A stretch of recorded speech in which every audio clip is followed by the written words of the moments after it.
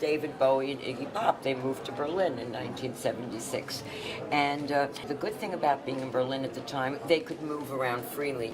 At the time, David was at the pinnacle of his career. He was the Thin White Duke. Thin White Duke, post Ziggy Stardust, yeah. He couldn't go to any other city and be as free as he was in Berlin.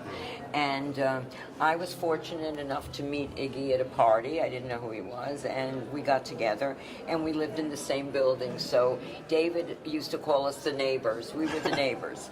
So it was a great time, and it was great for them.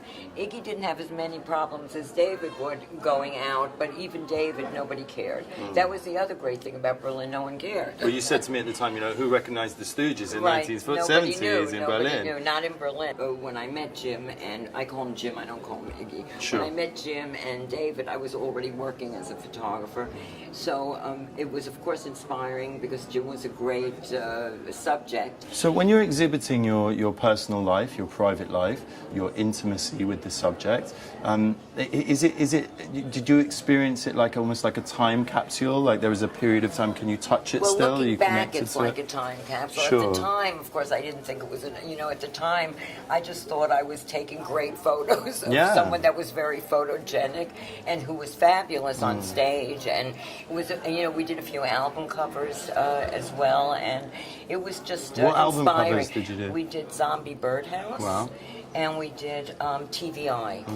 That's a live album.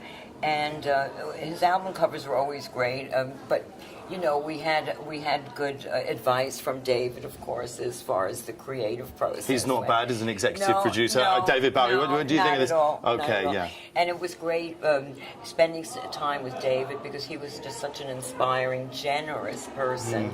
I mean, as from all the famous people I've met in my life, he was the most generous and the most giving, really.